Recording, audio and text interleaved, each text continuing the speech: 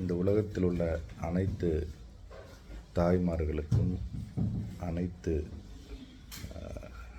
தாய்மை உணர்வு கொண்ட பெண்களுக்கும் எனது மனமார்ந்த அன்னையர் தின வாழ்த்துக்கள்.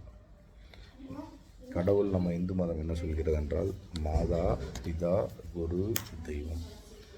மாதா ஒரு ஒரு இதில் அன்னை இல்லை என்றால் தாய், தாய் அன்னை மா, இந்த மாதிரி பல உருவங்களுக்கு உண்டானதான். ஏன்னா அவங்க இல்லைன்னா வம்சமே கிடையாது.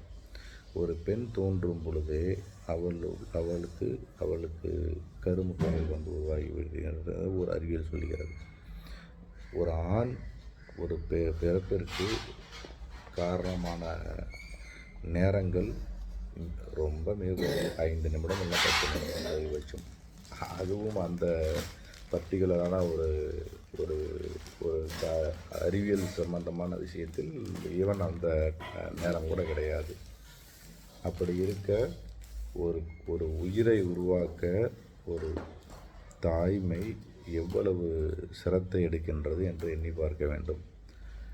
அவர்கள் பிறக்கும்போது மட்டுமல்லாமல் பிறந்த பின்னும் அவர்களுக்காக பால் கொடுக்கும் தன்னுடைய பாலை உடம்பில் உள்ள சத்துக்களை உதிரமாக்கி அடுத்த வாரிசை உருவாக்குகிறார்கள்.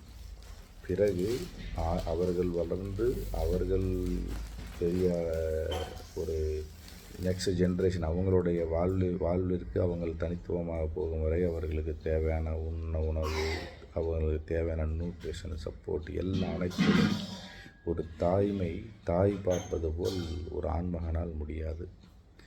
அதனால் இந்த உலகத்தில் மிகப்பெரிய ஒரு பிறப்பு எது என்றால், ஆண்டவனின் படைத்த படைப்பு மிகப்பெரிய அரிதான அருமையான படைப்பு எதுவென்றால் அது பெண். பெண் என்பது மனிதர்கள் மட்டுமல்ல, எந்த விலங்கினத்தில் எடுத்தாலும் ஒரு பெண் உண்டான தாய்மைக்கு உண்டான சிறப்பு இவ்வுலகத்தில் வேறு எதிலும் இல்லை.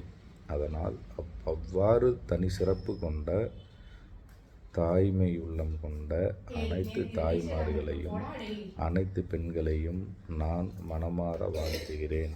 இந்த உலகத்தில் உள்ள அனைத்து தாய்களும் அனைத்து பெண்களும் அனைத்து பெண் உயிர்களும் நல்ல உடல் நலத்துடனும் நல்ல ஆரோக்கியத்துடனும் நல்ல மனநலத்துடனும் நீண்ட நாட்கள் இப்பூமியில் அவர்கள் மனநிறைவுடன் ஓங்கி வாழ்க வளமுடன்.